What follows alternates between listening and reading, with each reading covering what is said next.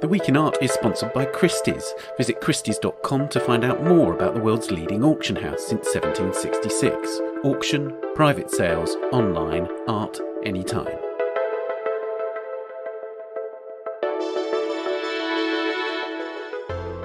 Hello, it's The Week in Art. I'm Ben Luke. This week, 2 festivals of art. We talk to the Guerrilla Girls about their billboards for Art Night in the UK, and I'm in Scotland for Glasgow International.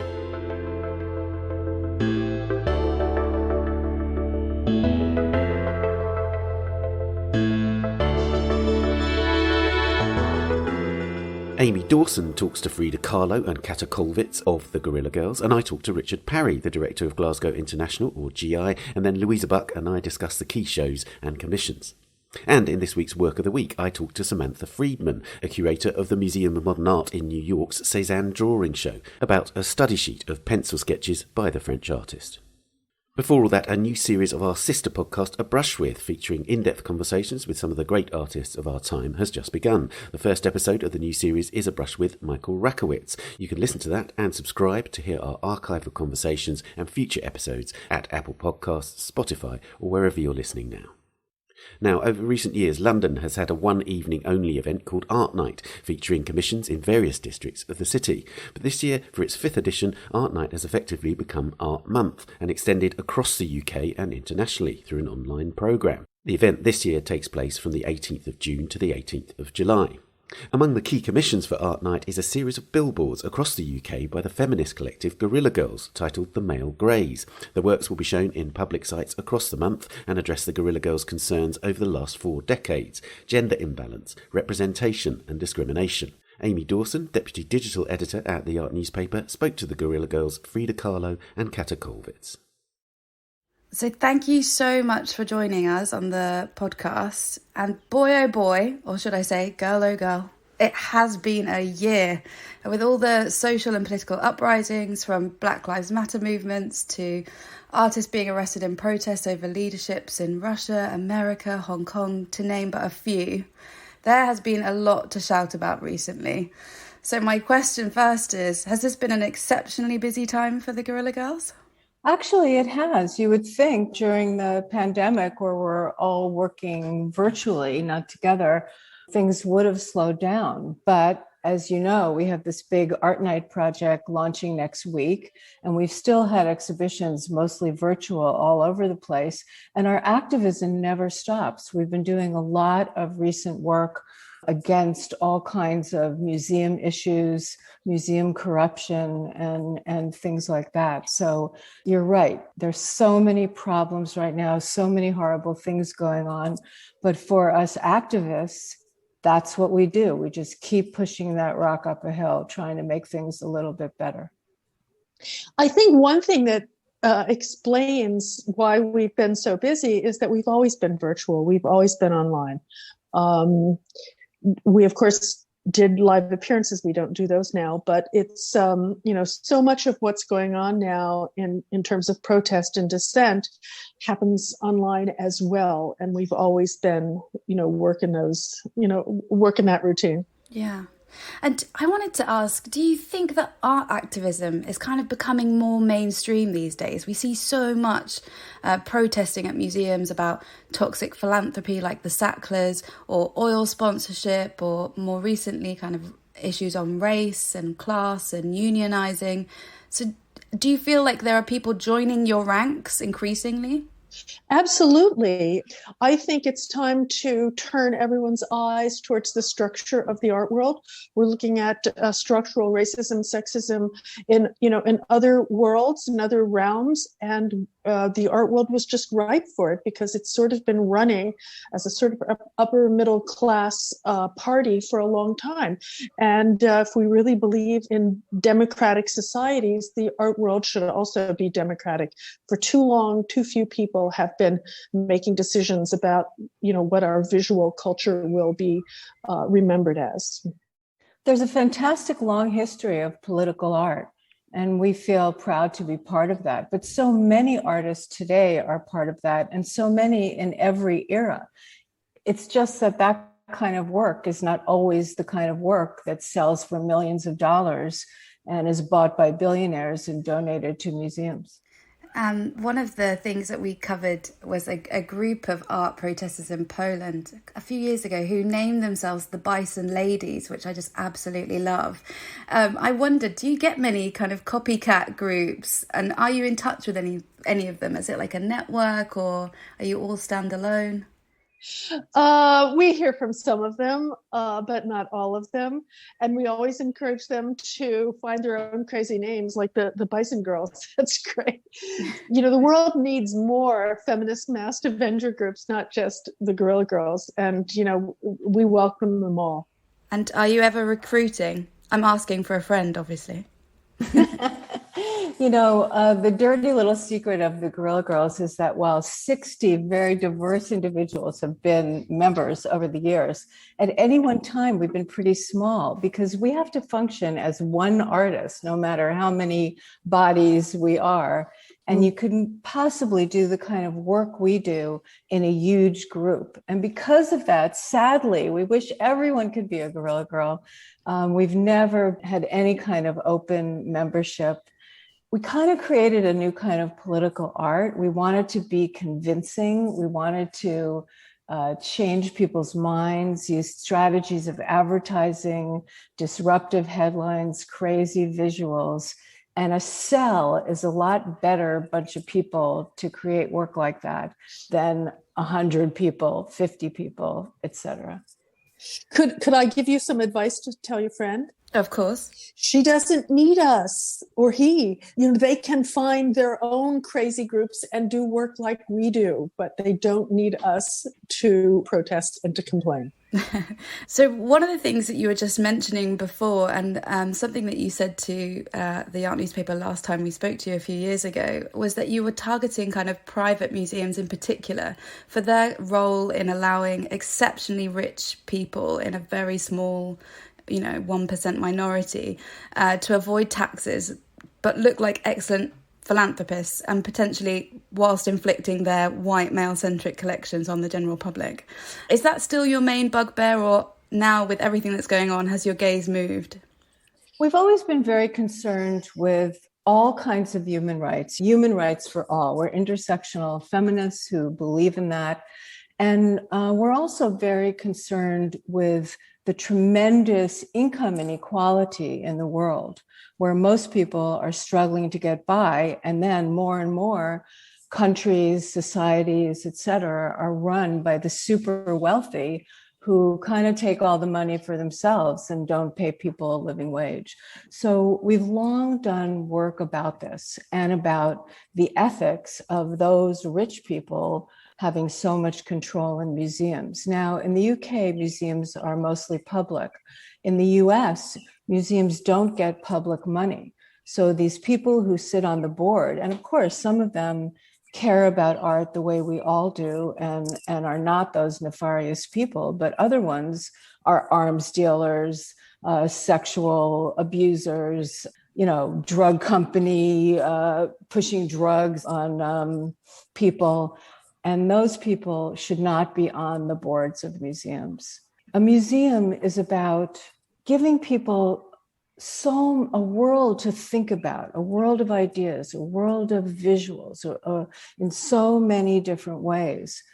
It can't be beholden to these billionaires. I would also say that you can trace many of the things, the injustices in the world, sexual abuse, racism, Black Lives Matter.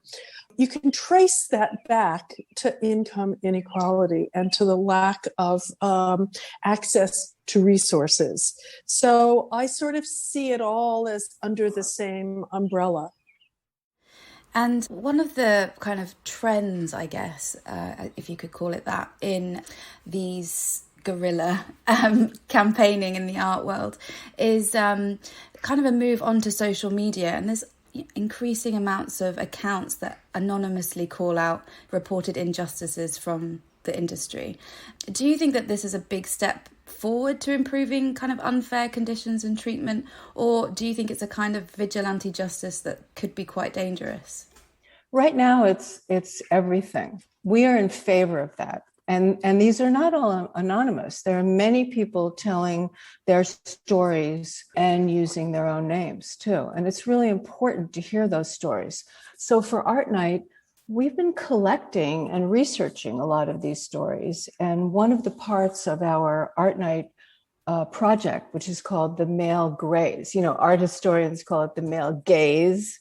We call it the male graze, chomping on culture, people, etc., sexual abuse, etc. So we've been collecting a lot of stories. We think it's really time, like so many people do, for these stories to be told. And those will, in our own crazy style, be part of this new project.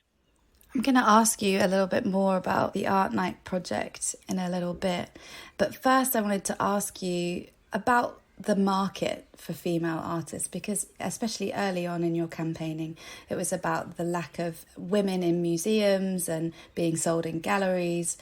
Do you feel that now there's been an improvement for female artists in general, or is it just for kind of the big name female artists? Because on the surface, there seems to be a lot more artists in auctions or being shown in commercial and public galleries.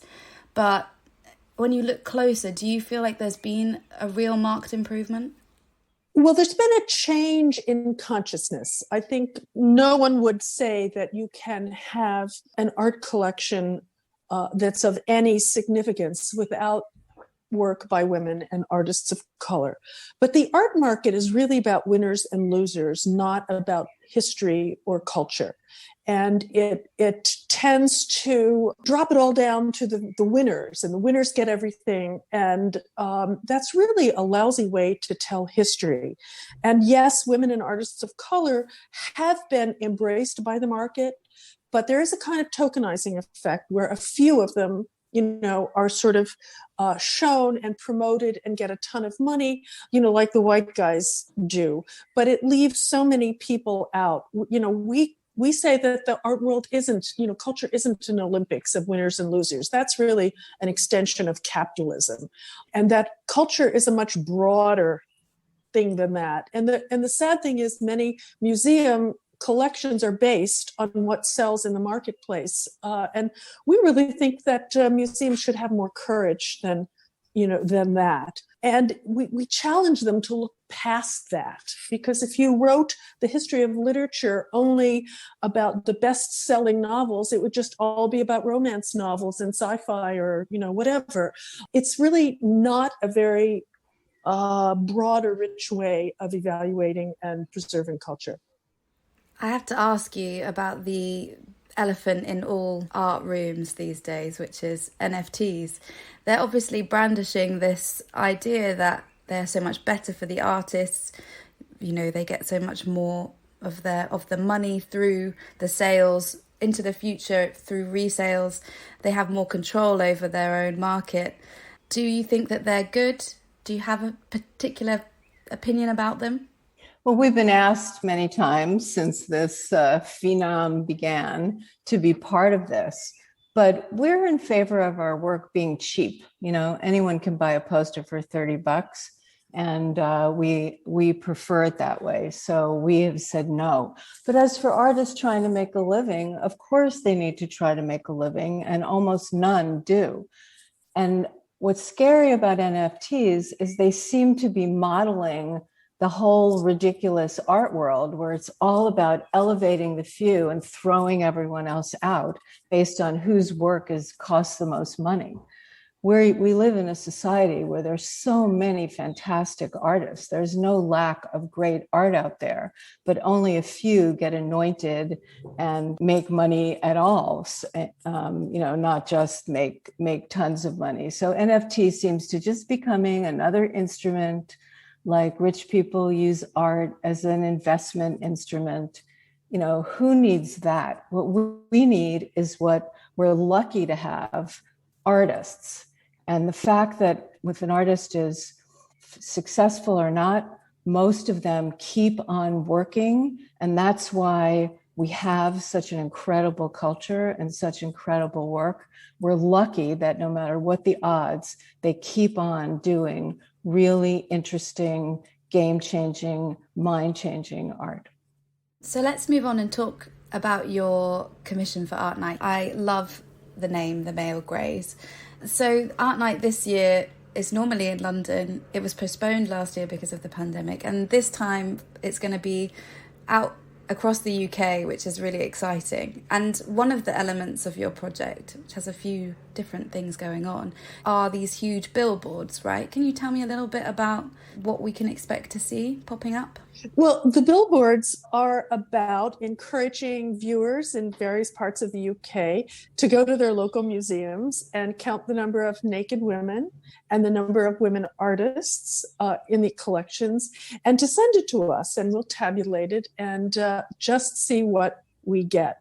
You know, the idea that women for a long time have been in artworks, usually as naked bodies, but rarely as artists, brings up a huge, question, about subjective versus objective, subject versus object. And we really believe that there is an element of sexism in the subject of many, many, many artworks, Western artworks, that it's right there in the artwork. And we want to sort of open up that conversation so that you can't see a reclining nude by Rubens without saying, wait a minute, that's not just beautiful flesh, that's women being objectified.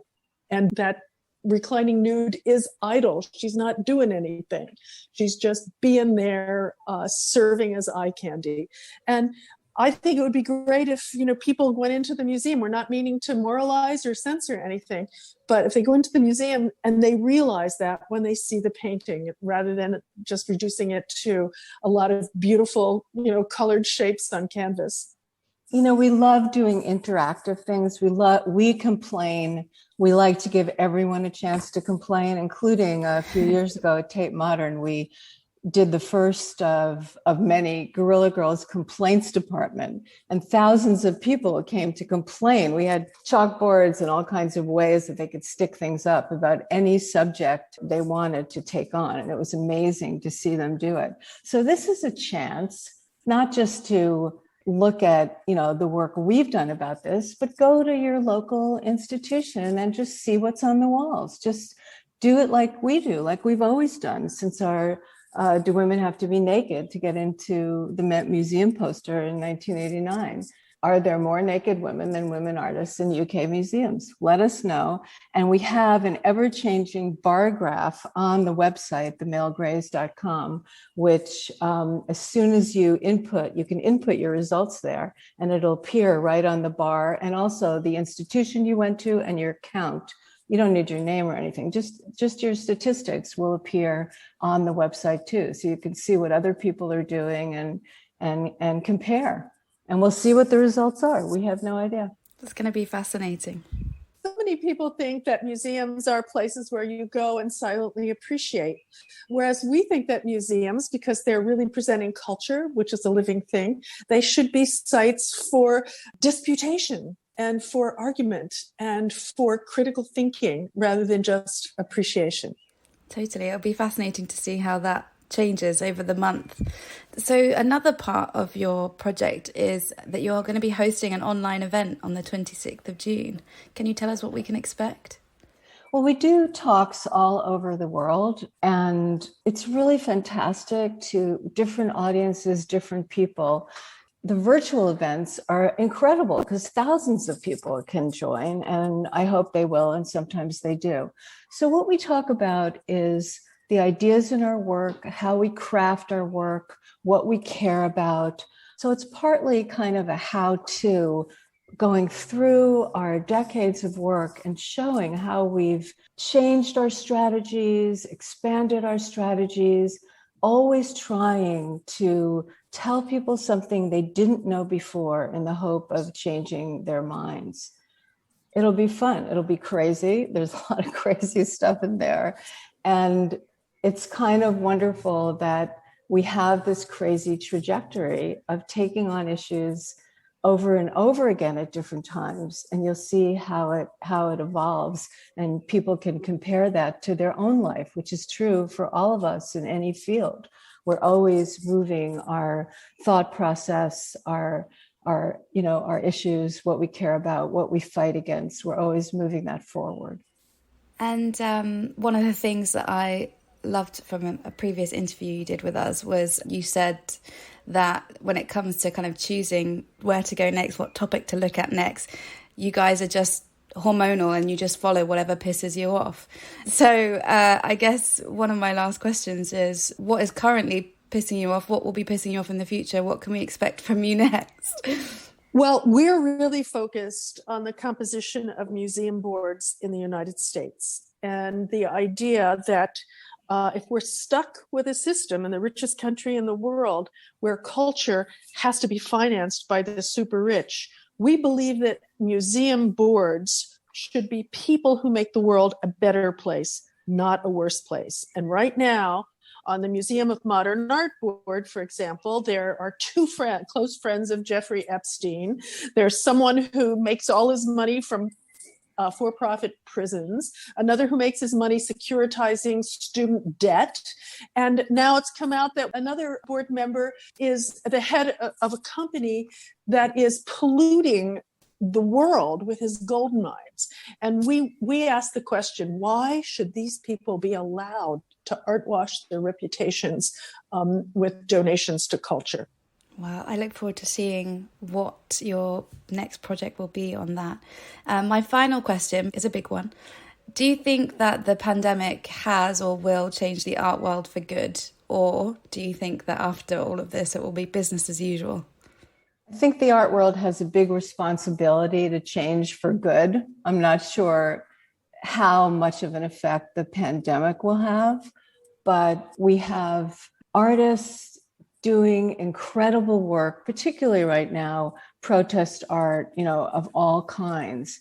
And it's done inside museums, it's done outside museums, and we need more of it. So if anything is to be the effect of all of these protests, demonstrations, works, incredibly creative, convincing works of different kinds than you see on the streets and everywhere else. That's what we hope continues even stronger than ever. And beyond that, museums, besides changing their system, as Frida said, they need to cast a wider net and collect the real story of our culture. Right now, they have, almost all still, because of their historic collections, white male artists. That is not the art of our time, and it wasn't the art of any time. So they have a lot of catching up to do, and they better get with it. I know they want to, they're trying to, but it's really hard to change something like a museum. And I might add that one thing that has changed that I hope is a permanent change, and it's probably hard for you in the UK to imagine this, but very few museums in the United States are unionized. And there's a big push now to unionize employees in museums, because many of the employees are making barely minimum wage, which in the United States is not a living wage, and they get no benefits. Meanwhile, billionaires get all kinds of tax benefits for being, a trustee or making contributions to the museum. So hopefully, and many museums are not going into this willingly. They're kicking and screaming and trying to limit the unions in every way they can. However, the movement is in place and it's not going away.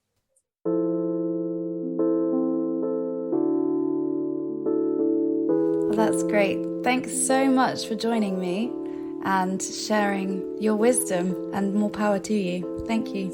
Great to talk to you.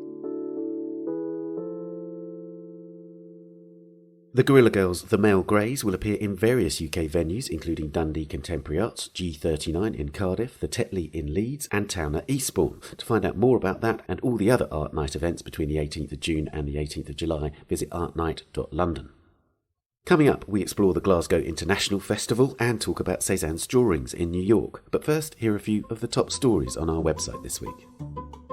The Venice Biennale for Art, which will open next year after a COVID-19 delay, announced the title and theme of its main exhibition this week, as José da Silva writes. The Milk of Dreams, as the exhibition will be called, is inspired by a children's book by the surrealist artist Leonora Carrington, which includes a man with wings instead of ears and a two-faced character called Senor Moustache Moustache. Cecilia Alemani, the artistic director and curator of the Biennale's main exhibition, said that Carrington's stories describe a world set free, brimming with possibilities, but the book is also the allegory of a century that imposed intolerable pressure on the individual. The Biennale is due to run between the 23rd of April and the 7th of November 2022. Joining recent moves by European museums to return African art, and particularly the Benin bronzes, to Nigeria, the Metropolitan Museum of Art in New York announced that it's sending 3 objects back to the country. As Helen Stoilas reports, 2 of the works, a pair of 16th century Benin court brass plaques of a warrior chief and junior court official, were donated to the museum in 1991 by the modern art dealer Klaus Perls and his wife Dolly, while a third, a 14th century Ife head, was recently offered to the museum for purchase by another collector. The museum decided to return the works after conducting research in collaboration with the British Museum, with input from the Nigerian National Commission for Museums and Monuments. To hear more about the Benin bronzes, listen to our podcast from the 27th of November 2020 and 26th of March of this year. Art dealers, advisors, auctioneers and others who sell art in the UK had to register with Her Majesty's Revenue and Customs, or HMRC, the department of the UK government responsible for the collection of taxes, for anti-money laundering supervision this week. As Anna Brady writes, those who fail to do so risk civil penalties or criminal prosecution under the European Union's 5th Money Laundering Directive, designed to combat financial crime and terrorist funding. However, artists who sell their own work direct to clients are not subject to the regulations. Find out everything you need to know about the legislation and read more about all these stories at theartnewspaper.com or on our app for iPhone and iPad, which you can get from the App Store. We'll be back after this. The Week in Art is sponsored by Christie's. This summer, Christie's London plays host to the Roger Federer collection, serving up 2 unique auctions of the tennis star's personal sporting memorabilia to support the Roger Federer Foundation. The collection celebrates Roger Federer's historic achievements on the court, with 20 lots from his Grand Slam victories offered during a live auction on the 23rd of June. From a racket used in his fabled tussle with Rafael Nadal at Wimbledon in 2007 to the clay-covered shoes from his win at Roland Garros in 2009, these items provide a window into some of the sport's most iconic moments. The corresponding online sale chronicles Federer's incredible career from the early 2000s right through to 2021, affording fans across the globe the opportunity to own a momentous object from his journey to date. Visit the flagship exhibition for the Roger Federer collection at Christie's London from the 21st of June and find out more on christies.com.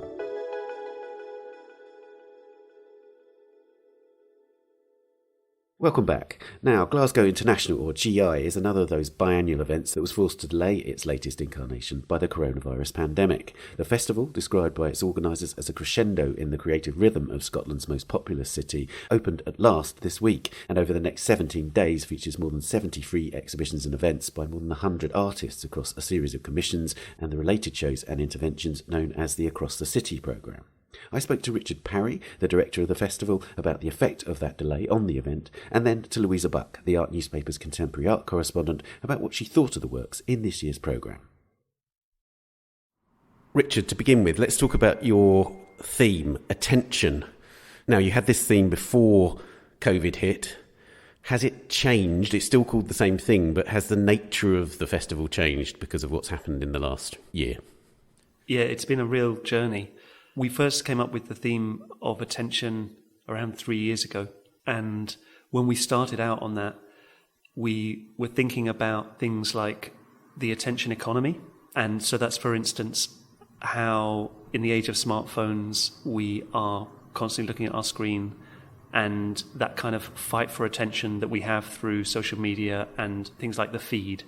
And so we were thinking about that, but we were also thinking about how attention might function as an approach or a methodology, both for curating, making art, but also looking rigorously at art as well. So we had those thoughts together with things like care, how you tend to people. There's several things about this which are important. So firstly, there's the whole situation of needing to do a massive about turn 6 weeks from when the festival in 2020 was due to take place. So we had to take a series of what at the time were very big decisions very quickly. So firstly, that we weren't going to do it that year. Secondly, that we were going to postpone it and not cancel it entirely. And then thirdly, it was about how we support the artists and the projects that are part of the community of artists making work in the city that we were working with. So it was all of those things, and then about the simple practicalities of restaging the festival. So we spent the first, I guess, sort of 9 months or so fundraising to get to a point, and then the latter months have been about sort of doing it. But in the process of all of that, the theme itself, attention, has shifted. So not only has the whole festival shifted, but actually I think some of the emphasis has changed as well. So for instance, you've had things like the events in the wake of the murder of George Floyd, and how I think that's raised a lot of questions for many people around who are we paying attention to, who are people not paying attention to, and what news stories do we see, what news stories do we not see, those sorts of questions. And I really feel this question of attending to people has been massive over this last year. Whether that's the people that you live with or the people that we've been separated from as well, and just looking after each other. And I think, that's one of the things about the festival that's really kind of palpably come through, is that it's about a community of artists and makers and curators and people who are professionals and are making art. And it really is a city of production, but that thing that everybody's interdependent in some way has been a very palpable thing that's come forward. And over the past year, it's really emphasized this sense of a community and the independency between each of us. And within that, what the festival does in terms of it being a moment of bringing people together, like what makes a festival a festival? Yes, it's lots of exhibitions, but it's the conversation between those exhibitions. It's when you see the more famous artists in perhaps the bigger institutions showing alongside really young artists, maybe only recently graduated from art school or perhaps even haven't been to art school, and that are showing, and you see the full gamut. And it's the whole city, this incredible centre of production for contemporary art. I mean, probably more densely populated with artists than any other city, I would say, in some respect.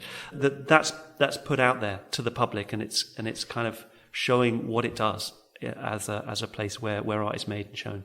It's also surely about the nature of the conversations that happen when people encounter the work. A festival needs a sort of an atmosphere around it, which is provided by the audience, right? And until recently, you can't have known that would happen. So can you plan for a festival where the audience would be restricted in some ways? I mean, as it is, you've got a festival where people can go inside, can congregate inside, which surely is massive. That is massive. And you're right. A festival is this moment of coming together and the conversation, the hubbub around it and all of that. Things happen in festivals when curators talk to artists or artists talk to artists. And as you say, I mean, we've been on tenterhooks this year about what's going to be possible and what has been possible. We had to plan for lots of different eventualities, and one of the eventualities was that nobody could come and that there'd be a full lockdown. Thankfully, we're not in that camp, obviously. Another scenario was that it would just be a Glasgow-based audience, which would have been great to have people come in, but obviously we'd have been missing people from outside. So as it is, we're so excited that people can come from outside the city, certainly from within the UK and Scotland to Glasgow. So that's fantastic. But as I say, in planning all of this, we were really thinking about how we can preserve, if that's the right way of putting it, or get across this sense of conversation or even generate some of it. So, for instance, one of the commissions that we've made, which is for our online program only, is with the artist-filmmaker Aimee Dawson, who's worked with a number of other filmmakers to put a film together whereby artists in the program are talking with other artists, and to really, in a sense, I suppose, get across this sense not only of the community, but also of this festival being a place where those kind of conversations happen, and that being such an important part of it, and trying to, in certain instances, put people together with other people who they might not have known before. So that's a gesture towards that, and an exciting thing in the programme as well. I wanted to talk to you about the community because Glasgow is famous for its community of artists. It's a community in which you can stretch the umbilical cord from the art school through to the first generation of artists as they begin to show, and then as they achieve success. Artists tend to stay here on the whole. Artists tend to communicate across generations. It's famously a city in which, it is an art city. Is that still the case?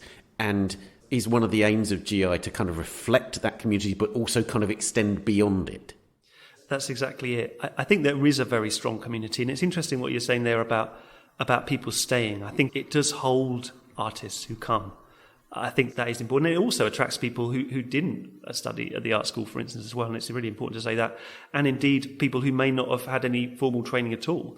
So I think you're also right there to say that it facilitates these sorts of conversations. So in normal times, for instance, you could go to a bar and there'd be a Turner Prize winning artist talking to someone who's just graduated, for instance, or still in college.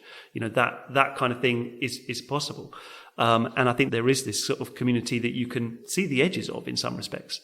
And I think there's also a sense of collaboration and support for this collective endeavour of making art, showing art in the city. And I think that's a very strong thing here in Glasgow that I feel very regularly. Well, Richard, thank you so much for talking to us. Thanks a lot.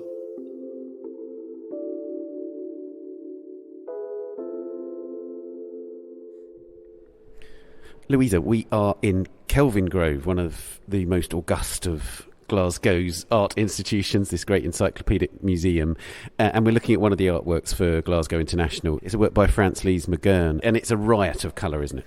An absolute riot, an explosion of bodies, so painted along a kind of horizontal frieze of glass framed in wood. These legs, arms, high-heeled shoes. There's a marvellous neon area of kicking legs at the top, which apparently is based on a neon she did for a nearby nightclub called Nice and Sleazy. So she's sort of riffing on both the sort of museum vitrine, which is, of course, here gone completely crazy, but also on a Victorian painting halfway up the stairs by Albert Moore of lots of languorous sort of neoclassical ladies called reading aloud. Well, she loved this work apparently from childhood, but now these languorous ladies are going very kaleidoscopically crazy on this work. And it's one of the things about it is that this show we know is called Attention, and actually this is one of those works which slowly evolves the longer you look at it. It does reward attention. Absolutely, yes. I'm looking here at a little fragment of a high-heeled shoe, the outline of a baby, apparently her child, who kept her inside from going to nightclubs like Nice and Sleazy. But the more you look, absolutely, with close attention, you see more of these details coalesce, these body parts. Out of this riot comes a lot of very specific killer detail, and I think it's an interesting theme running through this entire festival is this notion of attention or re-attention, looking closely or re-looking.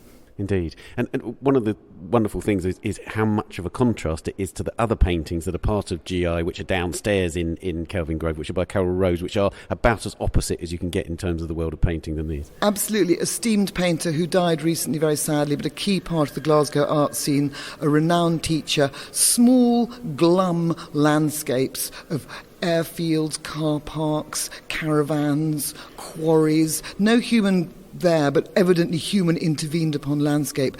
They look like the very opposite to this riot of explosive figures that we're seeing in front of us, but actually the closer you look, they're actually quite bodily, these quiet little landscapes. And I love the fact it's an old school show with the drawings that accompany the works, and then her notes, a vitrine of her books and her notes, and just looking inside an artist's head. Again, attention to detail. Exactly. I love the notes on colour she makes. So there's sort of a list of several colours that she's listing for the colour of a roof, which is actually a relatively small detail in this really quite expansive image that she created. The roof, the caravan, the colour of the grass around. So these very small, inobtrusive but oh so slow burning paintings suddenly come more to life with all the background information you get about how they were made. They're lovely in their own right, but again, killer details about what she was thinking of when she was making them and devising them. Now, you've been to one of the other sort of big institutions in Glasgow. I haven't been there yet, but it's GOMA. And what's at GOMA? Well, GOMA, Glasgow Museum of Modern Art,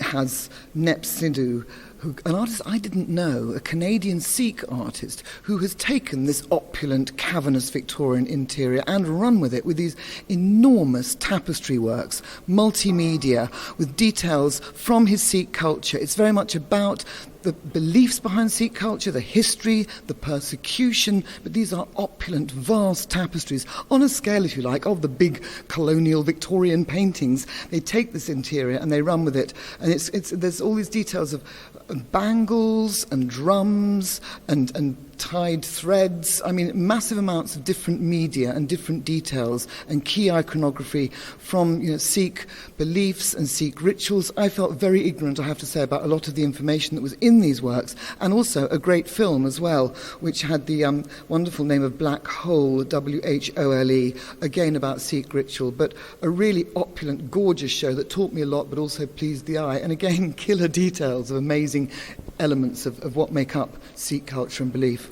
One of the smaller Glasgow institutions which has really punched above its weight recently, it was nominated for the Museum of the Year, for instance, is the Glasgow Women's Library. And in a typical fashion there, that show by Ingrid Pollard kind of seeps into the institution. It emerges from it in interesting ways, doesn't it? I mean, Ingrid Pollard, a key figure in the black art movement in England, has been, over several years, she had a long residency there, responding to the Lesbian Archive at the Glasgow Women's Library. And I mean, just an explosive display of these amazing posters for events, one-off events, but these exquisitely produced posters, saying "Don't call us slags, women," or "Women reclaim the streets," and just really striking. A lot of them came out of this Lenthal Road workshop in Hackney, where she played a key part. There are other key figures as well making their appearance there. So it's an archive show, but it's by no means a dusty or a dry one. It's a show that is so relevant now about activism, about reclaiming our rights, a time when our rights are being severely eroded, and the power of creativity to convey these messages comes through loud and clear. It really does. And there's these lovely little audio elements which are sort of embedded in tiny little speakers on the bookshelves, aren't they? That's absolutely it. You press a button, it's set amongst the bookshelves in the library, and you pull out a little photograph, and there is a photograph of the speaker captured either maybe giving a speech at a workshop. One of them was a teacher of women's manual skills and industrial skills, and then there's their contemporary voice talking about the image, what the background was, an image of them now, and it just again brings to life these are real people, these are real issues, and they're still here now and needing to be addressed and closely examined. Now, you mentioned one film in there, but actually a lot of the works that we've seen so far, but we've by no means covered this whole festival yet, but we've seen quite a lot of work, and there is a great deal of moving image work, isn't there? Yes, absolutely. I mean, the moving image work in great venues too. I mean, I'm thinking of Duncan Campbell's amazing sound and visual image in the great Barrowland Ballroom, that fantastic place with so many gigs. You walk up the stairs and you see all the posters, the gigs that were there, and you walk into this cavernous, still slightly smelling of cigarettes and booze, amazing evocative space, and there's this great screen with odd ambient sounds, laughter, the flare of a cigarette butt, the sound of sort of people's movings. It's as if an event's about to take place, but it hasn't yet. Also, Gretchen Bender has an extraordinary piece. I mean, she's no longer with us. This is a piece from 1987 called Total Recall, which she made using banks of monitors, screens. I mean, it's a sensory assault of what was then cutting-edge technology, and still really kind of powerfully using the moving image in a really creative way. And I like the way there are these historic works interspersed with brand new commissions. That's right, and actually one of the things it's taught us, I think, through looking at so many moving image works is about the sort of dexterity, the variety that can be conjured from film and video. When you say film and video, you're not just talking about black box after black box, monitor after monitor. The variety of the ways in which it's displayed and presented is really palpable, isn't it? And nowhere is that more so than at Tramway, where you've got, Jenkins Van Ziel's Machines of Love. I mean, a real extravaganza of horror, where you've got these terrifying, grotesque heads in their vitrines. You go through sort of broken aircraft fuselage. You sit in an aircraft seats surrounded by more portholes and go into this kind of terrible saga of 6 sort of repellent, ghoulish creatures. They call themselves 6 scintillating sinners, and it's sex and meltdown and horror and bad behaviour. And I mean, it's this sort of, extravaganza of kind of gross out, basically. Well, it is really gross. It's grotesque as well, isn't it? I mean, it's really interesting because I think both you and I came out of that work and we're thinking, well, yeah, there's loads of Paul McCarthy in there. Ryan There's maybe Trecarthy, Ryan Trecarthy. bit of Doctor Who. Exactly. There's kind of like sort of odd sci-fi references. Yeah. What I also like was Jenkins' turn for words all the way through there with these interesting words popping up, sort of flipping through quite quickly. Sometimes you had to be quick to catch them, but they were quite poetic in lots of ways. They're very leading in terms of the way that they were getting our thought processes going. Or you then have a very big, simple screen of Georgina Starr's Quarantine, actually devised before the pandemic. And I think she slightly has mixed feelings now that it's become so relevant that you can only look at it in a certain way. But this is a very kind of slightly kitsch, but wonderfully kitsch, tongue-in-cheek sort of girl adventure, basically. This woman who appears on a motorbike, she rips off the legs off a sort of sexy series of billboards and then uses that as her sort of weapon. Another woman then joins her and they go into this kind of, extraordinary kind of female college of sort of strange etiquette and rituals. But it's all on one screen. It's very lash, it's very extravagant, with an amazing kind of sugary palette of sort of visceral strangeness, and a giant ear feature. And all sorts of strange body parts. The ear designed by Paul Noble, of course. By her partner Paul Noble, yes. So, got a bit of a married to the mob thing going on there. But, there's this very kind of opulent, but only on one screen. And then, of course, in the big space of the tramway, you've got Martine Sims' really striking installation. It's a sculptural installation. You're made to move around the space by different screens that are hanging on these big metal structures, and each screen then animates with really kind of coruscating comments on identity politics, on black sitcoms, their evolution, her experiences in Los Angeles. I mean, it's an absolute panoply of issue-based, but not in any finger-wagging kind of way. It's immensely sensual, very personal, and you move through this space. Yes, it's moving image work, but it's also so intensely sculptural, isn't it? That's right, and as you say, that sort of that commitment to new technology, that commitment. It's presented on this sort of purple metal screen, and purple is significant colour to her, among other things, because of the book, The Colour Purple. So there's all sorts of little references just in the framework of the work itself, and then very different forms of filmmaking. There's a two-screen work, there's a single screen, which is a kind of new LED kind of screen, which looks really at the cutting edge of technology. There's archive clips. Exactly. There's this sort of verite, handheld, highly personal work of, and it's her having her wisdom tooth treatment and struggling with the payment and the pain and the aftermath. So, you're taken in all kinds of different directions, both physically and intellectually and psychologically. And then there's another work which I didn't see at Tramway, but you saw. Yes, a very interesting combination, not moving image, but of these, he calls them extreme maquettes. He's no longer with us. It's Bodes Isaac Kingelé, and he's from the DRC, and also photographs by Sami Baluji. I hope I've pronounced their names correctly. The Isaac Kingelé monuments are extraordinary because they're big cardboard models of utopian visions of crazy fantasy modernist African architecture. I wish some billionaire would just build some of them. They are really, really remarkable. These big cardboard models, these maquettes. And then around them are Sami Baluji's contemporary DRC photographs of crumbling colonial buildings, of collapsing buildings, of people dressed up often in kind of African clothes, but surrounded by different sorts of debris and detritus. So it's very much about mixed existence now. So really interesting sort of double act of totally different work, taking us into another place, but again, detail. You look at these architectural models of Bodes Isaac Kingelé, and he's actually put his own name into the sort of parts of it, these little tiny details of architectural and furniture, and then the details of the real fabric of the city. So it's a very rich show at Tramway. Now, we haven't got time to go into too much detail about the Across the City thing, but I think we were both really struck by two absolute knockout shows at the Modern Institute, weren't we? Well, yes, because, of course, all the commercial galleries in Glasgow jump in as well. A double-hander, as it were, at Modern Institute of Luke Fowler, film work, paying tribute to his parents. Really beautiful. His mother's archive cards and his father's letters to a very close friend, family photographs, really beautiful and evocative. And Edith Rothschild's killer new sculptures made in lockdown, using batik and dye and multicoloured furniture and amazing array of materials in a very minimal but also maximal, beautiful show. Yeah, and then like a stack of casts of sort of masking tape, which seems to be holding the whole building up. Absolutely. Just lovely sort of light touch, but very physical work, isn't it? Absolutely, and these great benches that are a bit like sort of homage to Franz West, but with these amazing fabrics that she's made in various sort of elaborate processes of either interweaving or dyeing. So lots of vivid colour, jesmonite, rebar iron, melted plastic, a really beautiful show.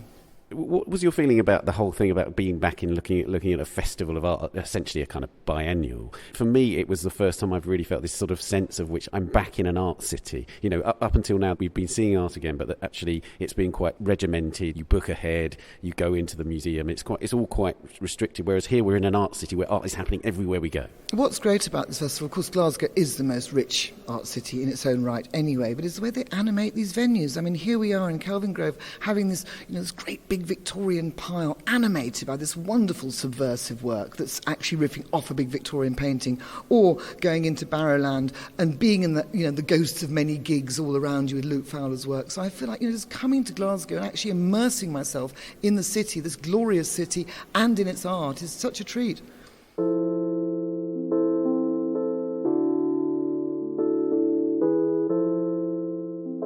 Well, thank you, as ever, Louisa. Thanks, Ben.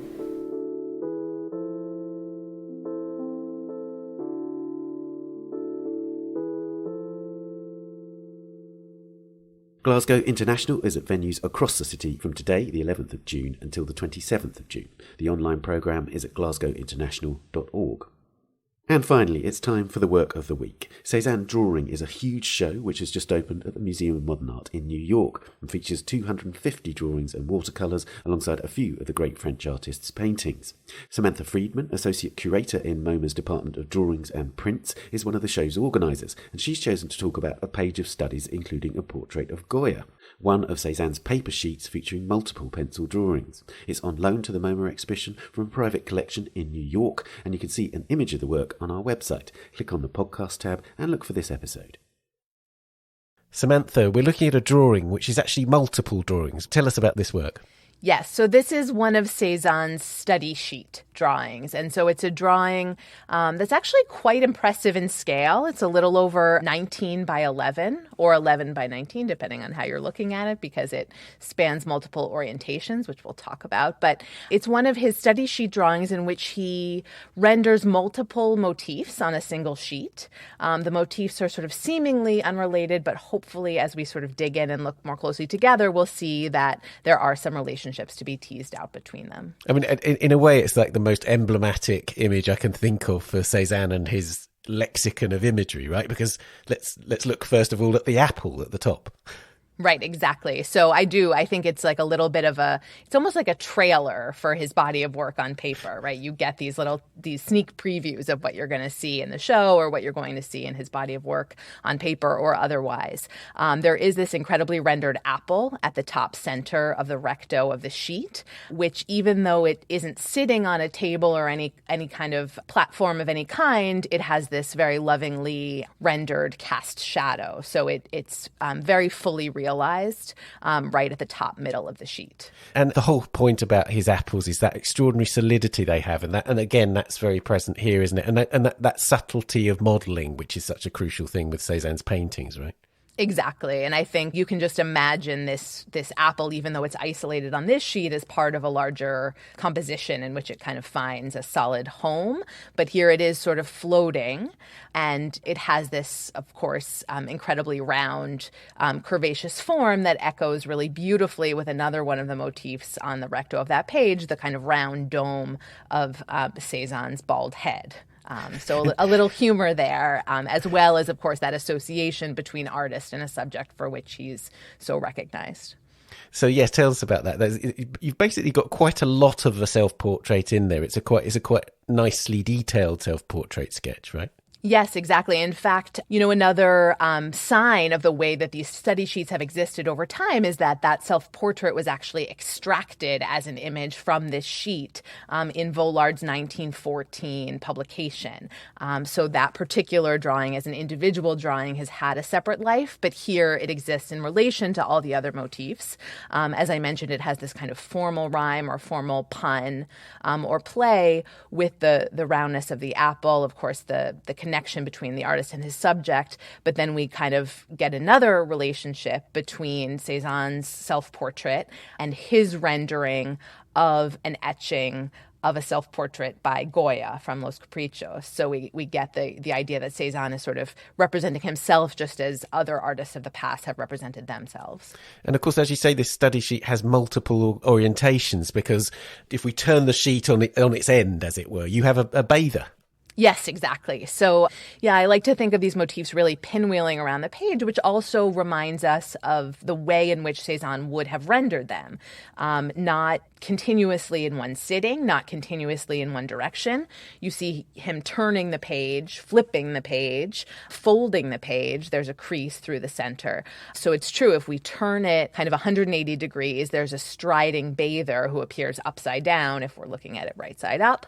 And this is a bather figure who kind of has a hint of landscape. So again, in that idea of a trailer, we get all the genres that we're going to encounter. But this striding bather appears again and again in this form, a kind of a testament to Cézanne's incessant iteration and persistent return to certain poses or gestures or characters, even again and again. And so in the first gallery of our exhibition alone, this striding bather appears in 3 other sheets, almost morphing out of unlikely other objects.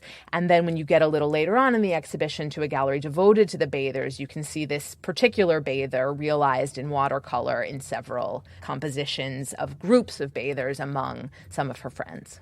And do you see the form of that bather essentially remaining the same? Or is it that he's consistently refining that pose, changing it, making subtle changes, and ultimately ending up with a kind of ultimate version of it? Absolutely. Cézanne talked again and again about the struggle of making his art. Nothing was ever easy for him, and he always pursued his motifs with great difficulty and persistence, but always admitting that it was a kind of a struggle to realize what he called his sensations, of course, right? And so we see this striding bather, when we see her in watercolor, rather than the kind of pencil line that we see as her boundary, we get this broken line of watercolor pigment. And I think that's important to point out also in terms of the method of drawing that we see in this study sheet, and also in the kind of technique of the watercolor. Unlike other 19th century draftsmen whom we might fetishize for that kind of perfect contour, whether it's an Ingres or a Matisse later, Cézanne really always uses this searching line or this often broken line, which is a testament to the very act of perception, right? Nothing is kind of idealized or perfect or fully formed. It's a process, and we see that process of looking, the process of his perception, which becomes the process of our perception in those kinds of broken lines that we see in a bather like this, both on this sheet in pencil and then later in watercolor. The most delicate drawing on this recto is this profiled face. What's that?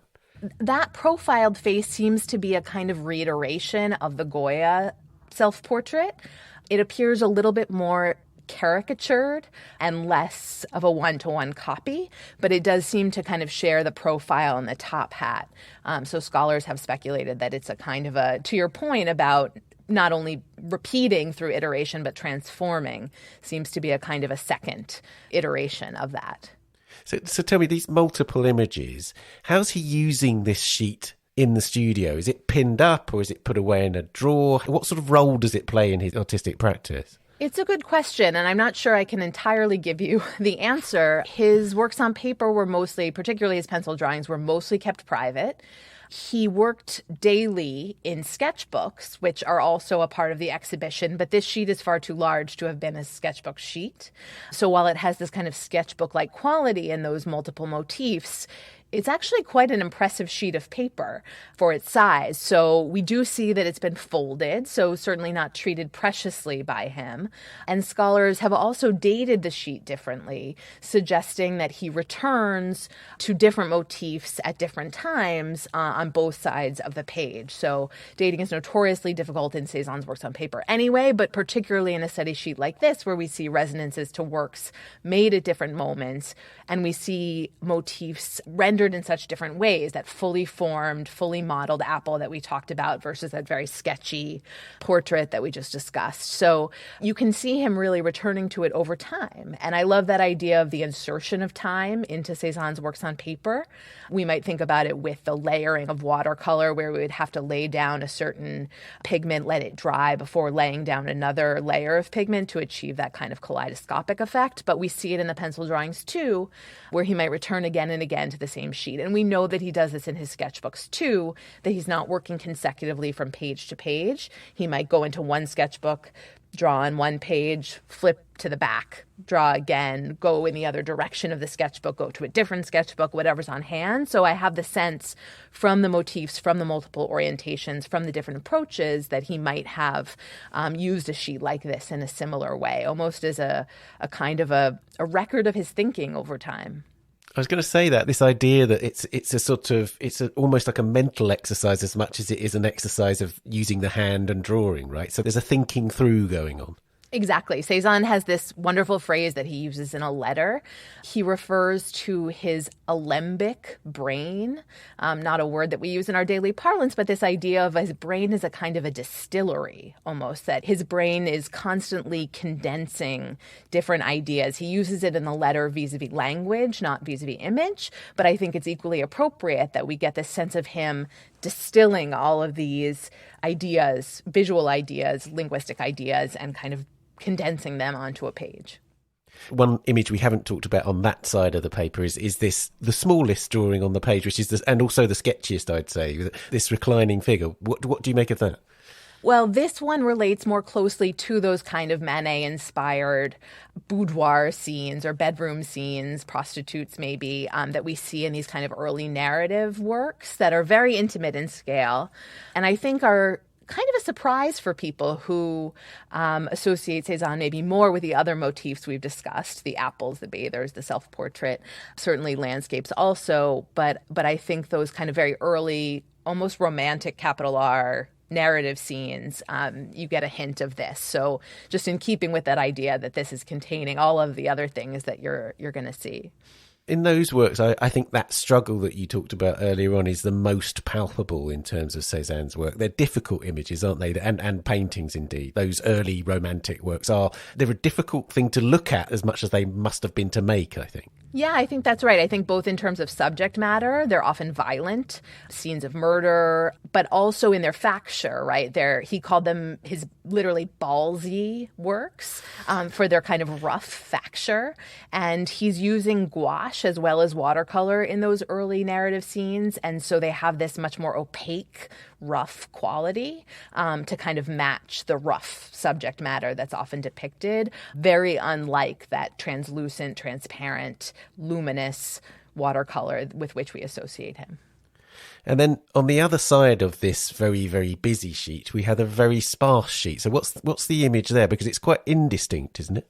Right. So this is another one of these kind of narrative scenes that we have at the bottom of the fold of the recto, where you see a couple in bed and you almost are approaching it from an aerial view. And so this also would relate to those kind of early narrative imagined scenes. And so how can you date this? I mean, what do you estimate the date of this study sheet to be? Well, the catalog raisonné, which is a really fantastic resource, that's actually an online catalog raisonné, dates the recto of the drawing to 1877 to 80 and the verso 80 to 81. So already acknowledging a kind of span on each side and then acknowledging a different span from side to side. But other earlier catalog raisonnés have had different dates entirely. So, I think it's really a kind of connoisseurial exercise if you wanted to go through and assign different dates to each of the motifs based on their similarities to other works in the Oeuvre. And can you say something about how these sketches, these drawings lead ultimately to the paintings, or do they indeed lead to paintings? Is that a sort of narrative leap that we can take as a viewer in looking at them? Yeah, it's a good question. And I think that's a kind of common way to look at drawings, right? That they're studies for paintings. And of course, it's not entirely untrue that there are drawings that have motifs that then lead to paintings and relate to them. But I think one of the things we're trying to explore in this exhibition and to show in some of the groupings that we've brought together, which include in some cases paintings, that rather than a kind of a culminatory journey where you have a drawing or multiple drawings leading to a painting at the kind of the peak of Mont Saint-Victoire, if you will. It's much more of an exploratory process of which a painting is equally a part. So we have a wall in the exhibition that's one of my favorites where you see him exploring the figure of a bather. It's a bather seen from behind holding a towel. And that little bather appears in a few drawings, and then appears in a painting, and then appears in a watercolor, and then appears in some more drawings, and another watercolor as a single figure within a group. And then a different figure of a bather in a different pose from that group composition strikes out on his own into a drawing, and then maybe also into a painting, and then maybe also into a watercolor. So rather than a kind of a preparatory study for an ultimate achievement in painting, it's just a reminder that these motifs in that alembic brain are always kind of circulating, and that it's a continuous exploration. When you think about Cézanne, you think of the bar model and the Museum of Modern Art and how central Cézanne was to that.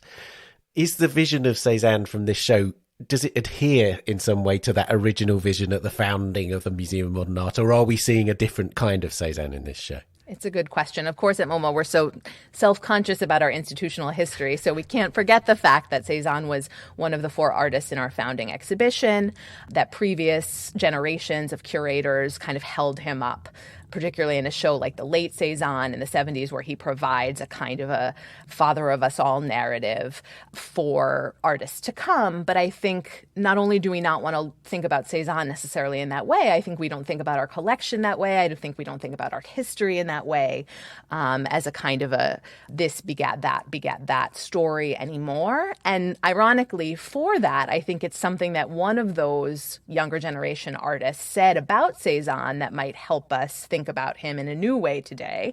Our friend Picasso actually said about Cézanne that it's his anxiety that is what makes him matter to us. And I think, that statement in itself introduces him as really a kind of a postmodern artist, if you will, if you'll kind of grant me that leap, that rather than a kind of a singular figure with a singular answer and a singular way that's passed down, what we see in the drawings through, for example, that broken line that I was talking about, or that searching line through that endless iteration, is a kind of uncertainty, a kind of anxiety, a refusal to commit to a single answer himself. And so that's actually instructive towards us not ending up with a single story or a single tale of which he's, the progenitor. I think that that's confirmed by the fact that, and I see that you have an event with Judy Meritu coming up, and it strikes me as really important because I had a conversation on our sister podcast, A Brush, with Doris Salcedo, in which she said that Cézanne was one of the founding artists of her career, alongside Goya, interestingly. He's always been an artist, and I guess would that be one of the aims of this show, is that that vast artist community in New York that can come to MoMA and rediscover Cézanne for themselves in a way?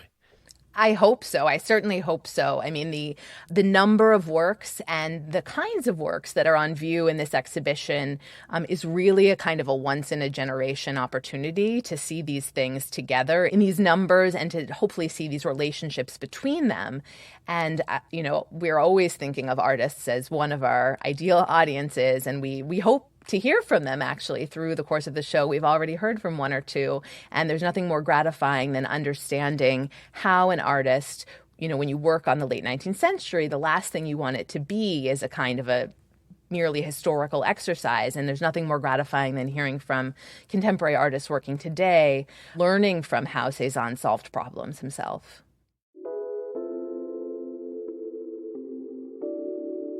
Well, Samantha, thank you so much for telling us about this extraordinary drawing. It's my pleasure to be here. Thanks for having me.